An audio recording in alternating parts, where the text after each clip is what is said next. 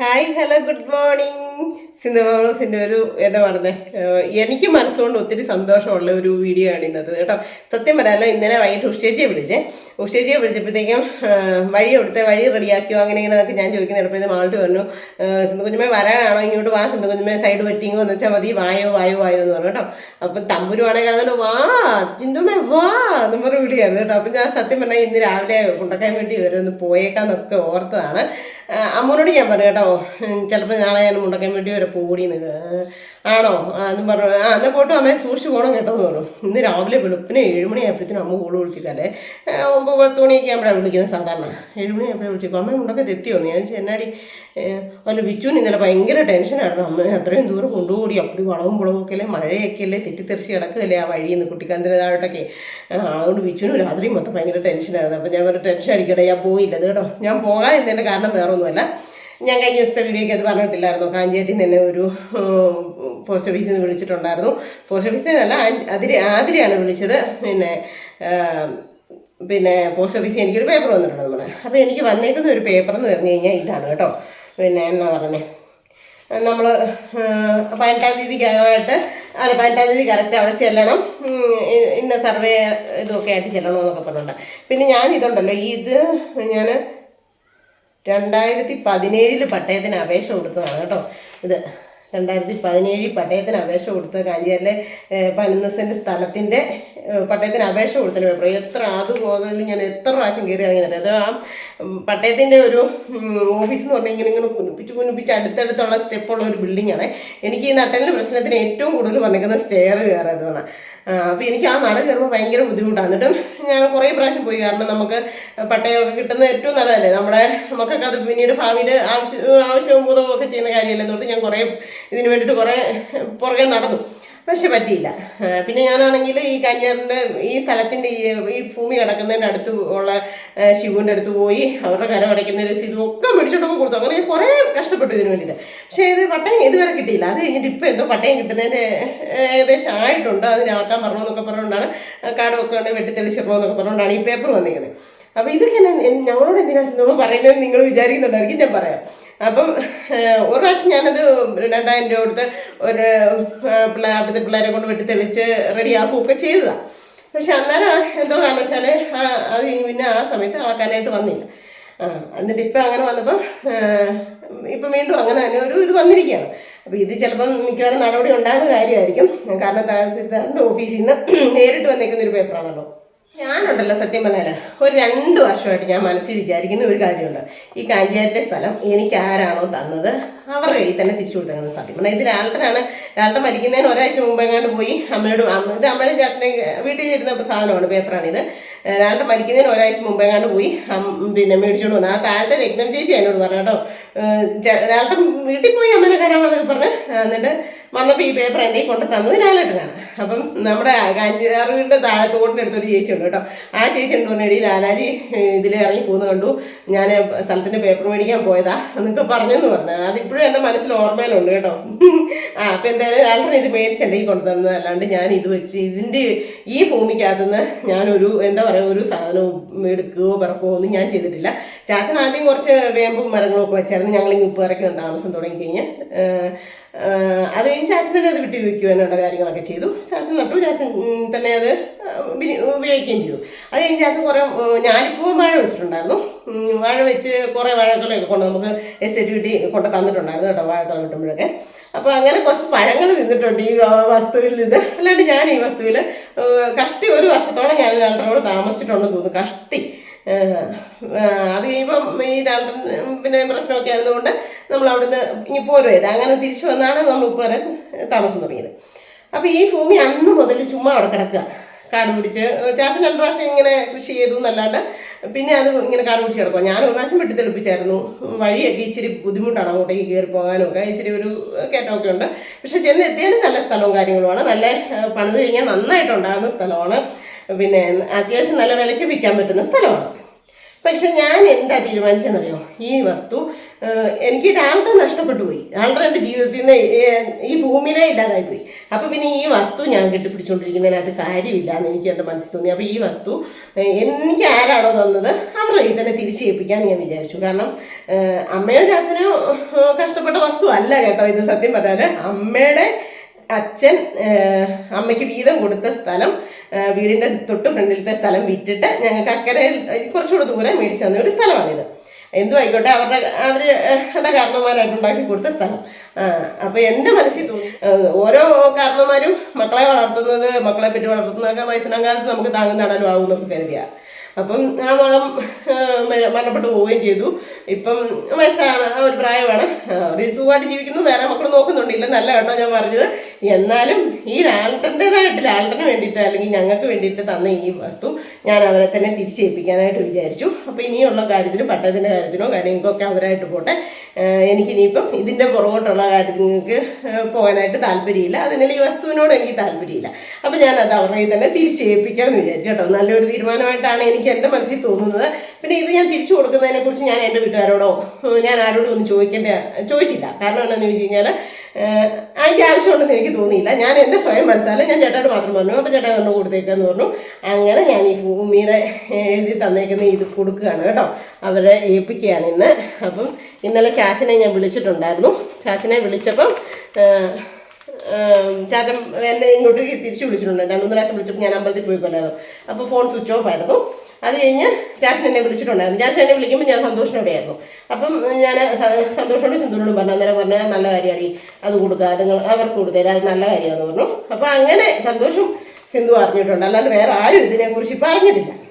അപ്പം ഞാൻ ഈ വസ്തുവിൻ്റെ ഇത് ഇന്ന് രാവിലെ ചാച്ചൻ എന്നെ വിളിച്ചിട്ടുണ്ടായിരുന്നു. ഞങ്ങൾ ഇതിന് എവിടെയാണ് വരണ്ടിയെന്ന് ചോദിച്ചു. ഇന്നലെ വിളിച്ചപ്പോൾ ഞാൻ പറഞ്ഞു, ഒന്ന് ഉപ്പുകര വരെ വായോ, ഇതല്ലെങ്കിൽ കാഞ്ചേരി കൊണ്ടുതരണം, ഞാൻ കൊണ്ടുതരാമെന്ന് പറഞ്ഞു. അപ്പോൾ ഇന്ന് എന്നെ വിളിച്ചിട്ട് ചോദിച്ചു ഞങ്ങൾ എവിടെയാണ് വണ്ടിയെന്ന് ചോദിച്ചു. അപ്പോൾ ഞാൻ പറഞ്ഞു ഉപ്പുകര വരെ വരാൻ പറഞ്ഞു. അപ്പോൾ ഉപ്പുകരയ്ക്ക് വരാമെന്ന് പറഞ്ഞിട്ടുണ്ട്. 11 മണിയാകുമ്പോൾ വരാനാണ് പറഞ്ഞേക്കുന്നത്. അപ്പോൾ ഞാനിത് അവരെ ഏൽപ്പിക്കുകയാണ് കേട്ടോ. അപ്പം അവർ അതിൽ നിന്നുള്ള എന്താണെന്ന് ചെയ്ത് തീരുമാനിക്കട്ടെ. പിന്നെ അവരുടെ മകന് കൊടുക്കണോ മകൾക്ക് കൊടുക്കണോ അതൊക്കെ അവരുടെ ഇഷ്ടം പോലും ചെയ്യട്ടെ. ഏതായാലും എനിക്ക് വേണ്ട. 2 മക്കളെ ഞാൻ ആൾട്ടറിന് എനിക്ക് സമ്മാനിച്ചിട്ടുണ്ട്. ഞാൻ അവരെ എന്നെ പറ്റുന്ന രീതിയിലൊക്കെ പാടുവിട്ട് വളർത്തി വിട്ടിട്ടുണ്ട്. ഏതായാലും 10 മണി ആയാറായി. ഞാൻ ഉപ്പുകര വരെയൊക്കെ ഒന്ന് പോയി ഇതൊക്കെ കൊടുത്തിട്ട് വരാം. പക്ഷേ ഒരു സത്യം പറയട്ടെ, ഞാനൊരു കാര്യം കൂടെ പറയട്ടെ. ഇതിപ്പോൾ കൊടുക്കേണ്ട കാര്യമൊന്നുമില്ല. കൊടുത്തില്ലെങ്കിലും അവർക്കൊന്നും ചെയ്യാൻ പറ്റത്തില്ല. ഈ ഭൂമി അവർക്ക് തിരിച്ചു ചോദിക്കാനോ ഒന്നും പറ്റത്തില്ല. എനിക്ക് വിൽക്കോ ഇവർക്കോ എന്ത് വേണമെങ്കിലും ചെയ്യാം. എൻ്റെ ഉടമസ്ഥയിൽ എൻ്റെ അവകാശത്തിൽ കിടക്കുന്ന ഭൂമിയാണിത്. പക്ഷേ ഞാൻ എൻ്റെ ഒരു നല്ല മനസ്സോടെ ഇത് ചെയ്യാം. നമ്മൾ എന്തൊരു കുഞ്ഞു കാര്യമാണെങ്കിലും നല്ല മനസ്സോടെ എൻ്റെ ജീവിതത്തിൽ ഞാൻ ചെയ്തേക്കുന്നതെല്ലാം എനിക്ക് തിരിച്ച് ദ്രോഹവും വേദനയൊക്കെ ആയിട്ടാണ് വന്നിട്ടുള്ളത്. പക്ഷേ 2 വർഷം മുമ്പ് മുതൽ ഈ സംഭവം അവരുടെ ഇത് ഏൽപ്പിച്ചേക്കാം, അവരെന്തെങ്കിലും ചെയ്യട്ടെ എന്ന്. പിന്നെ അത് കഴിഞ്ഞ് നമ്പറൊന്നും ഇല്ലാഞ്ഞുകൊണ്ട് ഞാൻ മനസ്സിൽ വിചാരിച്ചുകൊണ്ടിരുന്നത് നമ്മൾ കോടതി നിലവിൽ ഒരു കേസ് കിടപ്പുണ്ടല്ലോ. അപ്പോൾ ആ കേസിൻ്റെ ഇത് കഴിയുന്ന ആ ദിവസം എന്നാണോ കേസ് തീരുന്നത് അന്ന് ഈ പേപ്പർ ഇത് ഇനി എനിക്ക് അവകാശമില്ല എന്ന് പറഞ്ഞിട്ട് ഇത് അവിടെ വെച്ച് കോടതി വെച്ച് അവരുടെ മുമ്പിൽ വെച്ച് കൊടുക്കാം എന്നായിരുന്നു ഞാൻ മനസ്സിൽ വിചാരിച്ചിരുന്നത്, ഞാൻ തീരുമാനിച്ചിരുന്നത്. പക്ഷെ അതിനിടയ്ക്കാണ് ഇപ്പോൾ ഈ പട്ടയത്തിന് 18-ാം തീയതി ചെല്ലാന്നൊക്കെ പറഞ്ഞു വന്നിരിക്കുന്നത്. അപ്പം നമ്മൾ കാരണം അതിന് പോകാണ്ടൊക്കെ ഇരുന്ന് അഥവാ പട്ടയം കിട്ടാണ്ടൊക്കെ ആയിപ്പോയി കഴിഞ്ഞാൽ എന്തിനാ വെറുതെ നമ്മൾ ഇതാക്കുന്നത്? അവർ കഷ്ടപ്പെട്ടുണ്ടാക്കി അവരുടെ മകനായിട്ട് അല്ലെ അവരുടെ മക്കൾ അനുഭവിക്കട്ടെ എന്നൊക്കെ കരുതി തന്നതല്ലേ. പക്ഷെ നമ്മളത് വെറുതെ ആക്കി നശിപ്പിച്ച് കളയേണ്ട ആവശ്യമില്ലല്ലോ. അതുകൊണ്ട് അവർ തന്നെ നല്ല ഹാപ്പി ആയിട്ട് അതിൻ്റെ അന്നെടുത്ത് നല്ല രീതിയിൽ അവർ ഒതകട്ടെ, അത് ഓർത്തുകൊണ്ടാണ് ഞാനിപ്പോൾ ഇതിങ്ങനെ ചെയ്യുന്നത് കേട്ടോ. സത്യം പറഞ്ഞാൽ ഞാൻ അങ്ങനെ അന്ന് കൊടുക്കാമെന്ന് വിചാരിച്ചാണ് ഇരുന്നിരുന്നത്. അപ്പോൾ എന്തായാലും ഇതുകൊണ്ട് കൊടുത്തിട്ടൊക്കെ വരാം. എന്തായാലും എന്നാ പറയുന്നതെന്നൊന്നും എനിക്കറിയത്തില്ല. എന്തായാലും ഇത് കൊടുത്തു എന്ന് പറഞ്ഞൊന്നും എനിക്കൊരു വിഷമം കാര്യമില്ല. കാരണം ആ ചാച്ചനാണ് എൻ്റെ ചേട്ടായിനെ എനിക്ക് കൈ പിടിച്ചു തന്നത്. ഞാൻ നല്ല അന്തസ്സോടെ അഭിമാനത്തോടെ ചേട്ടായി എനിക്ക് ഫുഡ് കൊണ്ടുതന്ന് കയറി കിടക്കാൻ വീടും പണിത് തന്നിട്ടുണ്ട്. അതുകൊണ്ട് എനിക്കിപ്പം ഒരു വിഷമവും ഇല്ല, ചാച്ചനോടും ഒക്കെ സ്നേഹം മാത്രം. അപ്പം എന്നാ പറയുന്നേ, ഒരു വലിയ സന്തോഷം എൻ്റെ മനസ്സിലുണ്ട് കേട്ടോ. ഇപ്പം നിറഞ്ഞൊരു സന്തോഷം. എന്നാന്ന് ചോദിച്ചു കഴിഞ്ഞാൽ നമ്മളെ കാഞ്ചിയാറുകാർ നമുക്ക് തന്നിരുന്ന ആ വസ്തുവിൻ്റെ ആ പേപ്പർ ഞാൻ തിരിച്ചവരെ ഏൽപ്പിച്ചു. ആ വസ്തു പൂർണ്ണമായിട്ട് അവർക്ക് കൈവശം വെച്ച് എന്തെങ്കിലും ചെയ്യാനുള്ള അവകാശം ആയിക്കോട്ടെ എന്ന് എഴുതി ഞാൻ അങ്ങനെ പോയി ചെയ്ത് കൊടുത്തിട്ടുണ്ട് കേട്ടോ. അപ്പം നമ്മൾ കൊടുത്തു എന്നുള്ള ഒരു തെളിവ് നമുക്ക് വേണം. കാരണം എന്താണെന്ന് ചോദിച്ചു കഴിഞ്ഞാൽ അല്ലെങ്കിൽ പിന്നെ നാളെ ഒരു അവസരത്തിൽ തന്നില്ലായിരുന്നു പറഞ്ഞാൽ ഇന്ന് തന്നെ പറഞ്ഞത് പൂച്ചേരെ എരിയാക്കുന്ന കാലം പൂച്ചയാക്കുന്ന കാലമൊക്കെ ആണല്ലോ. അതുകൊണ്ട് ഞാൻ നമ്മുടെ ആധാരം എഴുതുന്ന ഓഫീസിൽ പോയി ഒരു ഇത് എഴുതിപ്പിച്ചു കേട്ടോ, ഒരു കരാർ എഴുതിപ്പിച്ചു. അത് എങ്ങനെ എഴുതിച്ചതെന്ന് ഞാൻ നിങ്ങളെ ഒന്ന് വായിച്ച് കേൾപ്പിക്കാം കേട്ടോ. 15/6/2024 2024 ജൂൺ മാസം 15-ാം തീയതി പീരുമേട് താലൂക്കിൽ ഉപ്പുതറ വില്ലേജിൽ ഉപ്പുതറ കരയിൽ പ്രഭാകരൻ മകൾ സിന്ധു ഒന്നാം കക്ഷിയും ഇടുക്കി താലൂക്കിൽ കാഞ്ചിയാർ വില്ലേജിൽ കാഞ്ചിയാർ കരയിൽ പേഴുങ്കണ്ട ഭാഗത്ത് താമസിക്കുന്ന പുഷ്പാലയം വീട്ടിൽ വാസു ഡിയിൽ നിന്നും താമസം ചെയ്യാൻ ഭാര്യ അമ്മിണി എന്നിവർ രണ്ടാം കക്ഷിയായി എഴുതി പിടിപ്പിച്ച കരാർ. അയ്യപ്പൻകോവിൽ വില്ലേജിൽ തിരിച്ച കാഞ്ചിയാർ വില്ലേജ് സർവേ 1/1 പെട്ട 10 സെൻറ്റ് വസ്തുവകകൾ രണ്ടാം കക്ഷിയുടെ മകനായ ലാലാജിയും ഒന്നാം കക്ഷിയും കൂടി വിലയ്ക്ക് വാങ്ങി കൈവശം വെച്ച് അനുഭവിച്ചു വരുന്നതായിരുന്നു. നമ്മൾ വിലയ്ക്ക് വാങ്ങിച്ചല്ല, അവർ കാരണന്മാരായിട്ട് മേടിച്ചതാണ് കേട്ടോ. വിലയ്ക്ക് കാശ് കൊടുത്ത് മേടിച്ചതാണ്. അത് അവരുടെ അവിടുത്തെ നമ്മുടെ വീടിൻ്റെ മുറ്റത്തിൻ്റെ താഴെ ലാൾട്ടൻ്റെ വീതം വിറ്റിട്ട് അക്കരയിൽ ആ പൈസ കൊടുത്ത് മേടിച്ചതാണ് കേട്ടോ. കക്ഷിക്ക് അനുഭവിച്ചു വന്നിരുന്നതും ഡി ലാലാജി മരണപ്പെടുകയും ചെയ്തിട്ടുള്ളതാണ്. ഡി വസ്തുവകകളിൽ ഒന്നാം കക്ഷിക്ക്, അതായത് എനിക്ക് യാതൊരു അവകാശവും വേണ്ട. അതിനാൽ ഡി 10 സെൻറ്റ് വസ്തുവകകളും വിലയ്ക്ക് വാങ്ങിയ വസ്തുക്കളുടെ കരാറിൻ്റെ ഒറിജിനലും കൂടി രണ്ടാം കക്ഷിയുടെ കൈവശം വിട്ടു നൽകിയിരിക്കുന്നതും അപ്രകാരം ഡി വസ്തുവകകളും ഡി കരാറിൻ്റെ ഒറിജിനലും കൂടി രണ്ടാം കക്ഷികൾ കൈവശം ഏറ്റുവാങ്ങിയിരിക്കുന്നതുമാകുന്നു. ഒന്നാം കക്ഷിക്ക് മേലിൽ ഡി വസ്തുവിൽ സ്ഥാപിച്ച യാതൊരു അവകാശമോ ഉത്തരവാദിത്തമോ ഇല്ലാത്തതാണ്. തുടർന്ന് ലാലാജിയുടെ മാതാപിതാക്കളായ രണ്ടാം കക്ഷി ഡി വസ്തുക്കൾ കൈവശം അനുഭവിച്ചു കൊള്ളേണ്ടതും അതിന് ഒന്നാം കക്ഷിക്ക് യാതൊരു എതിർപ്പുകളോ ആക്ഷേപങ്ങളോ ഇല്ലാത്തതുമാണെന്ന് സമ്മതിച്ചു കൊടുക്കുന്നു. ഇരു കക്ഷികളും ഈ കരാറിൽ ഒപ്പിട്ടിരിക്കുന്നു. അങ്ങനെയാണ് എഴുതിയിരിക്കുന്നത് കേട്ടോ. എന്നിട്ട് അതിനകത്ത് ഒരു ഇതുമില്ലല്ലോ, കാരണം ലാൾട്ടൻ അവരെ സംരക്ഷിക്കേണ്ടതാണ്.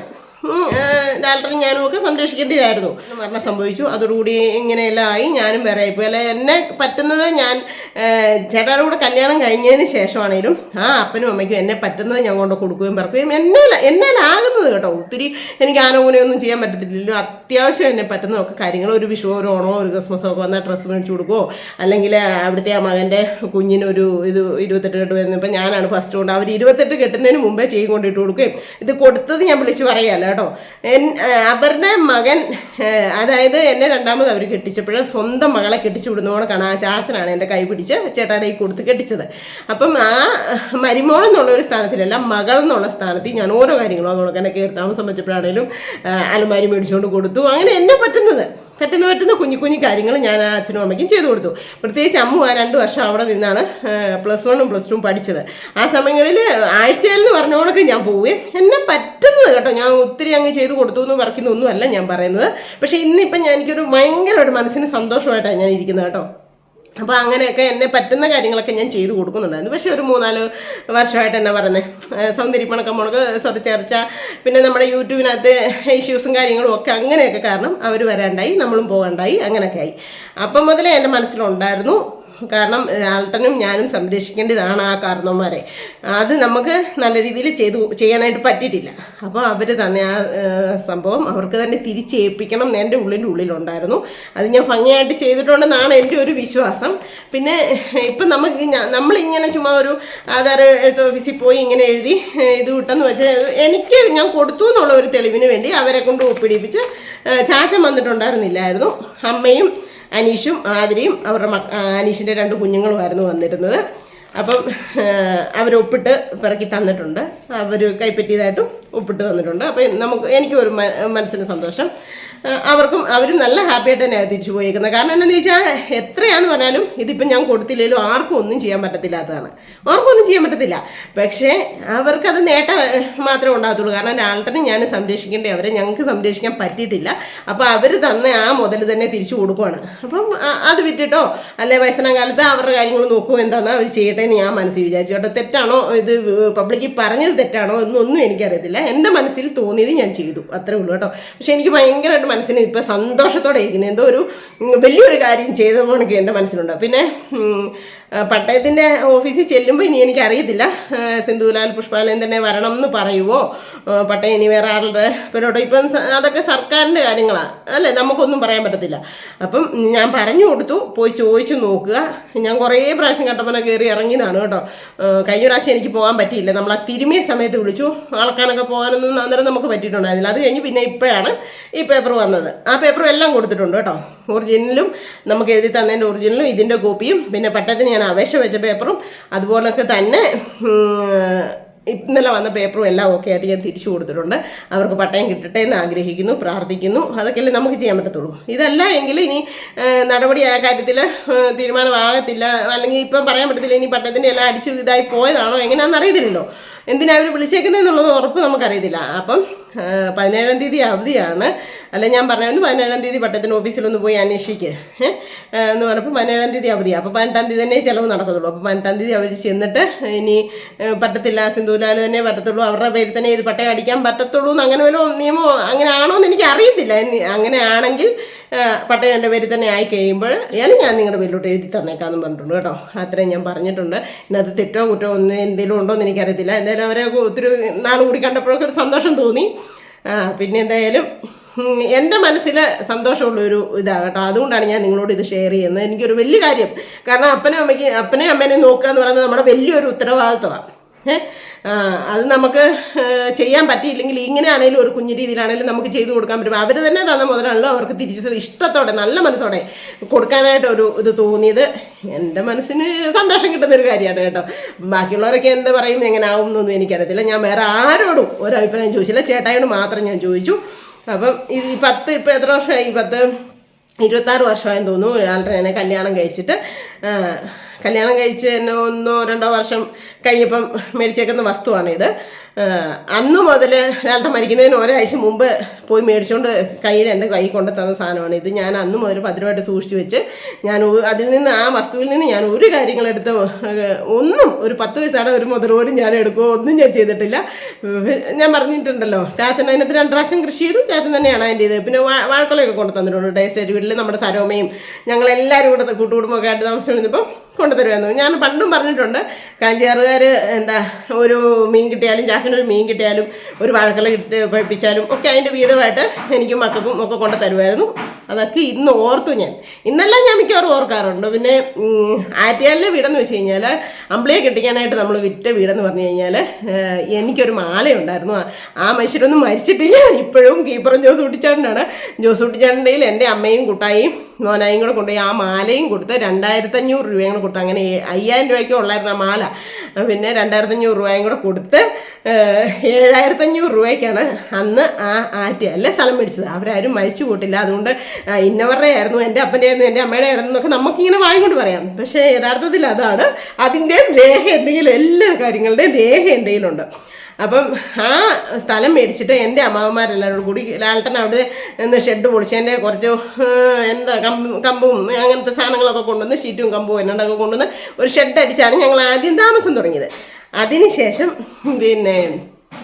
പിന്നെ കുറച്ച് നാൾ കഴിഞ്ഞപ്പോഴത്തേനും നമ്മുടെ വികാസിലെ ഒരച്ഛനുണ്ടായിരുന്നു, എന്നെ ഹോം നേഴ്സിങ്ങിനൊക്കെ പഠിപ്പിക്കാൻ വിട്ട ഒരു അച്ഛനുണ്ടായിരുന്നു. ആ അച്ഛൻ എന്തിനോ ഒരു ദിവസം അതിലേ വന്നപ്പോൾ നമ്മുടെ വീട് കണ്ടിട്ട് ഈ ഓലയൊക്കെ മറിച്ച് പനയോലയൊക്കെ കുത്തി. എന്നാൽ അപ്പു കുഞ്ഞാണ്, ഒരാളുടെ പണിക്ക് പോകുന്നു, ഞാൻ പണിക്കൊന്നും പോകുന്നില്ല.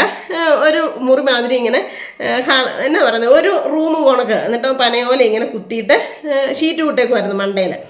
അപ്പോൾ ആ അച്ഛൻ അന്ന് കണ്ടപ്പോൾ എൻ്റെ മോളെ നീ കുഞ്ഞിനെ കൊണ്ട് ഭയങ്കര ബുദ്ധിമുട്ടല്ലേ ഇതിനകത്ത്, അപ്പം മെഴുകുന്ന തറയ്ക്കുക.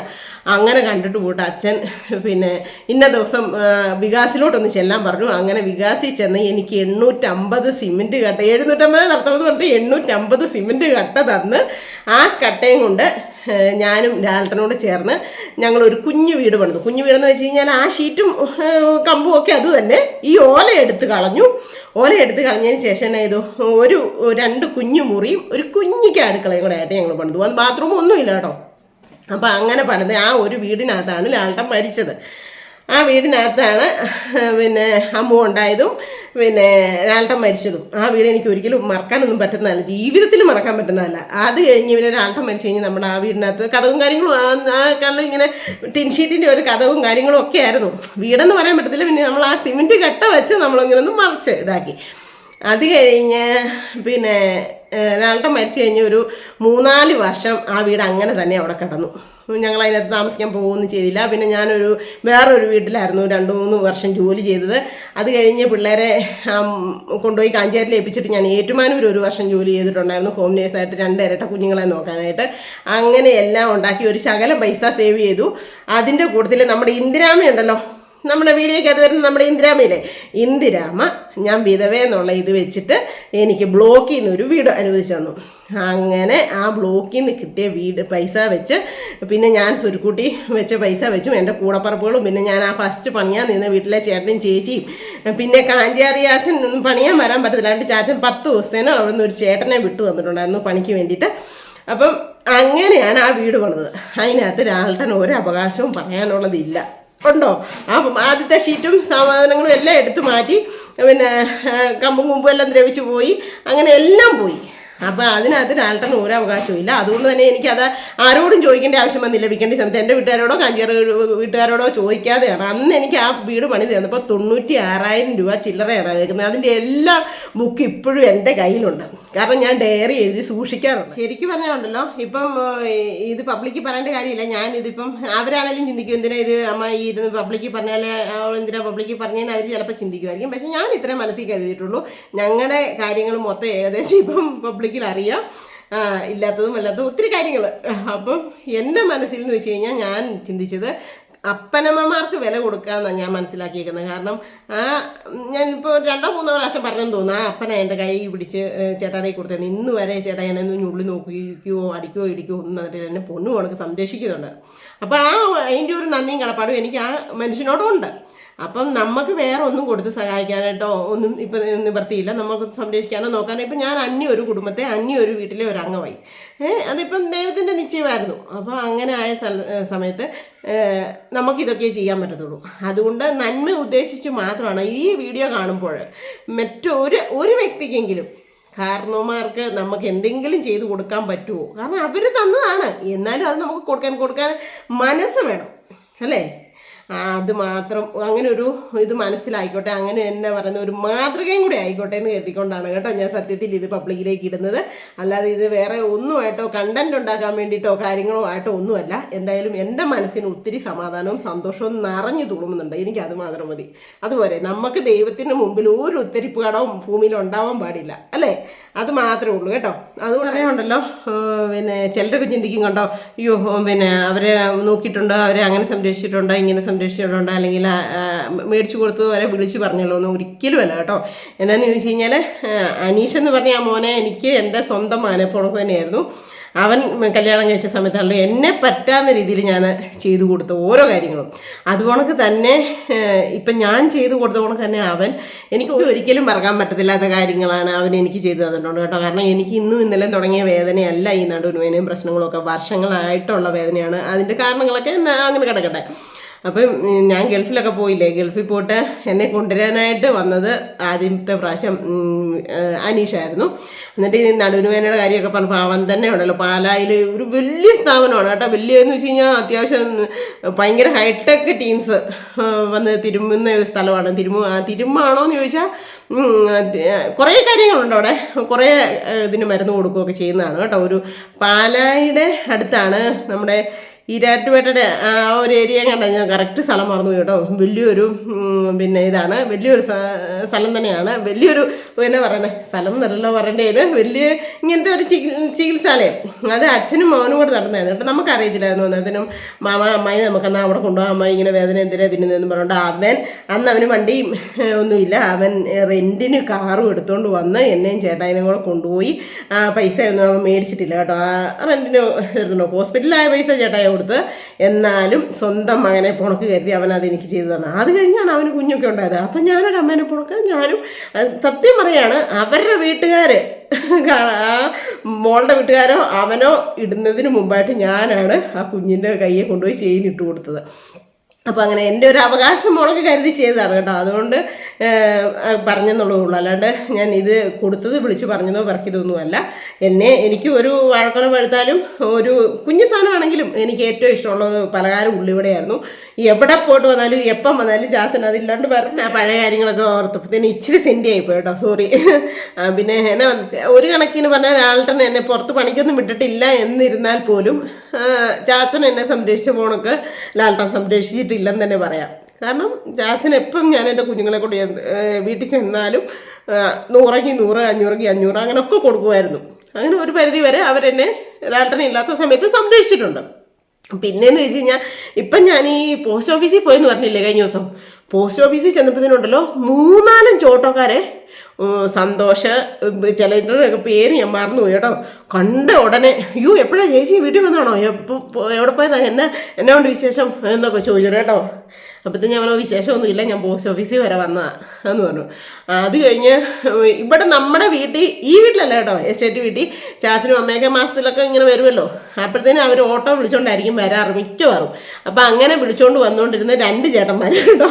അപ്പോൾ അവർ രണ്ടുപേരും ഓടി വന്നിട്ട് എണ്ണ കൊണ്ട് വെച്ച വിശേഷം, വീട്ടിൽ വന്നതാണോ വീട്ടിൽ പോയതാണോ എന്നൊക്കെ ചോദിച്ചു. അപ്പോഴത്തേനും എനിക്ക് എൻ്റെ വിഷമം തോന്നി.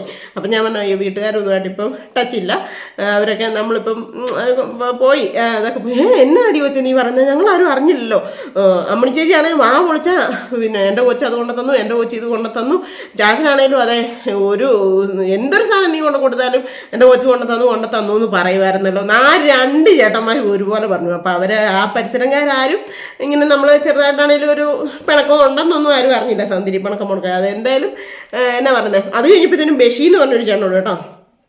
ഇതിപ്പോൾ എനിക്ക് പറയാൻ തോന്നിയ കാരണം എന്താണെന്നറിയാം, എൻ്റെ ഞാൻ മനസ്സിലോർക്കുക ഓരോരുത്തരും എന്നെ എന്തുമാത്രം ഇപ്പോഴും മനസ്സിലാക്കിയിട്ടുണ്ട്, സ്നേഹിക്കുന്നുണ്ടെന്നുള്ളത്. കാരണം ഞാനൊരു ചീത്ത സ്ത്രീ, അല്ലെങ്കിൽ കാഞ്ചേരി പോയിട്ട് ആ അച്ഛനെ അമ്മേനെ ദ്രോഹിച്ച്, അല്ലെങ്കിൽ ആൾട്ടനെ ദ്രോഹിച്ച് അങ്ങനെയൊക്കെ ഉള്ളൊരു സ്ത്രീ ആണെങ്കിൽ ആ അയലോക്കക്കാർ ഇപ്പോഴും എന്നെ ഇങ്ങനെ സ്നേഹിക്കുമോ? ബഷീർട്ടൻ ഞാൻ ചേട്ടൻ എനിക്കറിയത്തില്ല, മനസ്സിലായില്ല, എനിക്ക് മനസ്സിലായില്ല. 10-25 വർഷമായില്ല ഞാൻ കാഞ്ചേരിന്ന് പോരുക. എന്നിട്ട് ബഷീർട്ടനുണ്ടല്ലോ പോസ്റ്റ് ഓഫീസിലോട്ട് ഞാൻ പോയി കഴിഞ്ഞിട്ട് ഞാൻ ഇപ്പുറത്ത് വന്ന ബസ് കയറാനായിട്ട് നിന്നപ്പോഴത്തേന് ഇറങ്ങി വന്നിട്ട് ഓട്ടോക്കാരൻ ചേട്ടൻ എന്നോട് മിണ്ടിക്കൊണ്ടിരുന്നപ്പോഴത്തേനും ചോദിക്കുക എന്നെ മനസ്സിലായില്ലേ കൊച്ചേ നിനക്കെന്ന്. ഞാൻ പറഞ്ഞു അയ്യോ സത്യമായിട്ട് എനിക്ക് മനസ്സിലായില്ല. അപ്പം ഞാൻ പറഞ്ഞു അയ്യോ ചേട്ടാ എനിക്ക് മനസ്സിലായിരുന്നു ചോദിച്ചാൽ. എന്നിട്ട് ഈ ഓട്ടോക്കാരൻ ഞാനോട് ചോദിച്ചു ചേട്ടാ ഈ ചേട്ടൻ ഏതാന്ന്. അപ്പോഴത്തേനും നിനക്ക് ബഷീനെ അറിയാവോ എന്ന് പുള്ളി സ്വന്തമായിട്ട് തന്നെ ചോദിച്ചു. അപ്പം ഞാൻ പറഞ്ഞു ബഷീറിനോ പലർക്കിടെയൊക്കെ ഉള്ളേ. ഞാൻ പറഞ്ഞു ആ പുള്ളിയാ ഞാൻ എന്ന് പറഞ്ഞു. അപ്പം ഞാൻ പറഞ്ഞു അയ്യോ ചേട്ടാ എനിക്ക് മനസ്സിലായില്ല കേട്ടോ, ഞാൻ ഇത്ര നാളായിട്ട് പോലും നീ കുഞ്ഞിലെ 10-12 വയസ്സുള്ളപ്പോൾ കൊണ്ടുവന്നതല്ലേ കൊച്ചേ ഞങ്ങളുടെ അയലോക്കത്തെ, എവിടെ വെച്ച് കണ്ടാലും നിന്നെ ഞങ്ങൾക്ക് മനസ്സിലാകാതിരിക്കുമോ? ഇപ്പോഴും മനസ്സിലാവും. പണ്ട് ലാലാജി നീ കൂടെ അതിലെ പോകുന്നതും പിറക്കുന്നതൊക്കെ ഞങ്ങളുടെ മനസ്സിലുണ്ട് ഇപ്പോഴും എന്ന് പറഞ്ഞു കേട്ടോ. അത് കേട്ടപ്പോൾ നമുക്കൊരു ഇത് തോന്നി കേട്ടോ. അതിനാന്ന് വെച്ച് കഴിഞ്ഞാൽ ആൾട്ടൻ അന്നൊക്കെ ഈ എസ്റ്റേറ്റിൽ പണിക്ക് പോകും, ആഴ്ച 1 പൈസ എടുത്തുള്ളൂ. അപ്പോൾ ഈ ബഷീറിൻ്റെ കടയിൽ നിന്നായിരുന്നു പറ്റ് മേടിക്കുന്നത്. അപ്പം ഞാൻ പോയിട്ടൊന്നുമില്ല ബഷീറിൻ്റെ കട, സത്യമായിട്ട് ഞാൻ പോയിട്ടൊന്നുമില്ല. അമ്മയോ ചാച്ചനോ ആൾട്ടനോ ഒക്കെ ആയിരുന്നു പോയി സാധനമൊക്കെ മേടിച്ചുകൊണ്ട് വരുന്നത്. അപ്പം പറ്റുകടയായിരുന്നു ഞങ്ങളുടെ ആ ബഷീറിൻ്റെ. ഒരു നേരമാണെങ്കിൽ നമുക്ക് അന്നം തന്നിട്ടുള്ള ഒരു വ്യക്തിയല്ലേ. അപ്പം ദൈവമേ ഞാൻ മറന്നുപോയായിരുന്നു കേട്ടോ. അപ്പോൾ അങ്ങനെ അവരെല്ലാവരും വന്ന് മിണ്ടുകയും പിറക്കുകയും ഒക്കെ ചെയ്തു. വന്നിട്ട് പറഞ്ഞ് സാരമില്ല, സന്തോഷമായിട്ടിരിക്കുന്നല്ലോ, നീ ഇപ്പം ഇങ്ങനെ ഹാപ്പി ആയിട്ട് ജീവിക്കുന്നല്ലോ, അത് മതി, അങ്ങനെ കേട്ടാൽ മതി എന്നൊക്കെ പറഞ്ഞ ആ ഓട്ടോക്കാരൻ ചേട്ടന്മാരും കേട്ടോ. അതൊക്കെ കണ്ടപ്പോൾ എനിക്ക് ഒത്തിരി സന്തോഷം തോന്നി. അപ്പം അത്രയ്ക്കും നല്ല ഒരിതിലാണ് 2ാമത് കല്യാണം കഴിച്ച് എന്നെ വിട്ടെന്ന് പറഞ്ഞാലും ഞാൻ ആ അപ്പനെയും അമ്മേനെയും ചേർത്ത് പിടിച്ചത്. അത് എൻ്റെ മനസ്സിൽ നന്നായിട്ടറിയാം. പക്ഷേ എല്ലാം തരികിടം മറിഞ്ഞു, പറഞ്ഞിട്ട് കാര്യമില്ല. ഇപ്പോൾ ഒരു 2-3-4 വർഷമായിട്ട് 3-4 വർഷമായിട്ട് അവരങ്ങനെ വരവും കാര്യങ്ങളും. നമ്മൾ ഈ വീടിന് കയറി താമസത്തിന് വരെ കൂടെ പിന്നെ നമുക്ക് തീ എത്തിക്കാനൊന്നും പറ്റത്തില്ല, കൊറോണ സമയമായിരുന്നു, ആഘോഷിക്കാൻ പറ്റത്തില്ലായിരുന്നു. എന്നിട്ട് ഞാൻ കാഞ്ചാറമ്മയോടും എൻ്റെ അമ്മയോടും മാത്രമേ വിളിച്ചു പറഞ്ഞുള്ളൂ. ചാച്ചനോടും അമ്മയോടും കാഞ്ചാറമ്മയോടും പിന്നെ എൻ്റെ അമ്മയോടും വിളിച്ചു പറഞ്ഞുള്ളൂ വന്ന് തീ എത്തിച്ചു തരാൻ പറ്റുമെങ്കിൽ വന്ന്. അപ്പോൾ 65 വയസ്സായതിന് മുകളിലുള്ളവർക്ക് പുറത്തൊന്നും ഇറങ്ങാൻ പറ്റത്തില്ല, സ്റ്റേജ് ആയിരുന്നില്ല, അതുകൊണ്ട് അവർ വന്നില്ല. അത് കഴിഞ്ഞ് ഇത്രയും കാര്യങ്ങളൊക്കെ ആയി, എന്നാ പറയുന്ന മകൻ പെണ്ണ് കെട്ടി കൊച്ചുണ്ടായി, അന്നേരം പോലും അത് കഴിഞ്ഞ് പിന്നെ അവരിങ്ങോട്ട് വന്നിട്ടേ ഇല്ല. നിസ്സാരം പിന്നെ എന്നാ പറയുന്നത് അതൊക്കെ അവിടെ തന്നെ കിടക്കട്ടെ, നമ്മൾ അതിനകത്തോടൊന്നും കിടക്കുന്നില്ല. നമ്മുടെ ഒരു തലവര ഇങ്ങനെയൊക്കെ അനുഭവിക്കണമെന്നും ഇങ്ങനെയൊക്കെ ആകണമെന്നും ഉണ്ടായിരുന്നു. കാരണം അതൊക്കെ പോട്ടല്ലേ, എന്തായാലും അവർ സന്തോഷമായിട്ടിരിക്കട്ടെ. എനിക്കത് ഭയങ്കര ഉള്ളിനുള്ളിൽ നിറച്ച് സന്തോഷമുണ്ട് കേട്ടോ. അപ്പോൾ പഴയ കുറേ കാര്യങ്ങൾ ഇന്ന് ഓർമ്മ വന്ന ദിവസം, അതുകൊണ്ടാണ് കേട്ടോ ഞാൻ നിങ്ങളോട് ഇപ്പോൾ ഇതെല്ലാം പറഞ്ഞത്. എന്തായാലും സന്തോഷം. അപ്പോൾ പിന്നെ എനിക്ക് ആ വീടിൻ്റെയും ആരോടും ചോദിക്കേണ്ട ആവശ്യമില്ലെന്ന് തോന്നിയതുകൊണ്ട് അന്ന് എനിക്ക് ആവശ്യം മകളെ കെട്ടിക്കുക, അതായിരുന്നു എൻ്റെ ഒരു ഉത്തരവാദിത്തപ്പെട്ട കാര്യം എന്ന് എനിക്ക് തോന്നി. അതുകൊണ്ട് ഞാനതങ്ങനെ ചെയ്തു.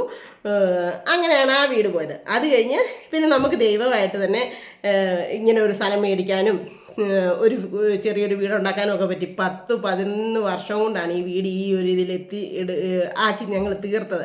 ഇപ്പോൾ ദൈവം സഹായിച്ച് നമുക്ക് എവിടെ പോയിട്ട് വന്നാലും നമ്മുടെ ഇവിടെ കയറി കിടക്കാനായിട്ട് പറ്റും, നമ്മളെ ആരും ഇറക്കി വിടത്തില്ല.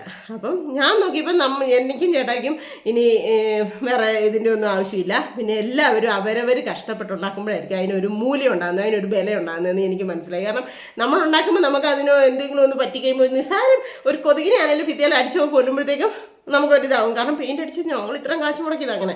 അപ്പോൾ അവനവൻ ഉണ്ടാക്കുന്നതിന് ഒരു ഇത് വരത്തുള്ളൂ എന്നാണ് എൻ്റെ മനസ്സിലെ. അപ്പം ഞാൻ വിചാരിച്ചു നമുക്കത് മതി. നമുക്ക് അനുഭവിക്കാൻ യോഗമില്ലാത്തത് നമ്മൾ അനുഭവിക്കാൻ പാടില്ല, ഒരിക്കലും പാടില്ല എന്ന് എൻ്റെ മനസ്സിൽ തോന്നി. അതുകൊണ്ട് എൻ്റെ നല്ല മനസ്സോടെ തന്നെ ഞാൻ അവർക്കത് കൊടുത്തിട്ടുണ്ട് കേട്ടോ. അപ്പോൾ എനിക്ക് നിങ്ങളോട് ഇത് ഷെയർ ചെയ്യാനായിട്ട് തോന്നി, വേറെ ഒന്നും കൊണ്ടല്ല, എനിക്കങ്ങനെ തോന്നി, അതുകൊണ്ടാണ് ഞാൻ ഇത് നിങ്ങളോട് ഷെയർ ചെയ്തത് കേട്ടോ. അപ്പോൾ വന്ന ഒരു അമ്മയും അനീഷും ആതിരയും കുഞ്ഞുങ്ങളും ഹാപ്പി ആയിട്ട് പോയിട്ടുണ്ട്, നല്ല സന്തോഷത്തോടെ പോയിട്ടുണ്ട്. അവിടെ പോയി നോക്കട്ടെ അമ്മായി, മാമനെ അനീഷ് എന്ന് പറയാൻ മാമൻ എന്തിയെ എന്നെല്ലാം ചോദിച്ച് കുശലമൊക്കെ ചോദിച്ച് നല്ല ഹാപ്പി ആയിട്ട് തന്നെയാണ് പോയിരിക്കുന്നത്. അമ്മ ഒരു 3-4 പ്രാവശ്യം ചോദിച്ചു, മാന ഞാൻ ഇനി അവിടെ പോകേണ്ടി വരുമോ ഇവിടെ പോകേണ്ടി വരുമോ എന്നൊക്കെ അമ്മയും ചോദിച്ചിട്ടുണ്ട്. ചാച്ചൻ വന്നിട്ടുണ്ടായിരുന്നില്ല. അപ്പം എല്ലാവരോടും ഒരു സന്തോഷവും ബഹുമാനവും അത്രയൊക്കെ ഉള്ളൂ. അപ്പം നല്ല രീതിയിൽ എല്ലാ കാര്യങ്ങളും നടക്കട്ടെ, അവർക്ക് പട്ടയമൊക്കെ ഇട്ടട്ടെ എന്ന് പ്രാർത്ഥിക്കുകയും കൂടി ചെയ്യുന്നത് കേട്ടോ. അപ്പോൾ ഇന്നത്തെ ഒരു വിശേഷങ്ങളൊക്കെ ഇത്ര ഉള്ളായിരുന്നു. ടാറ്റാ.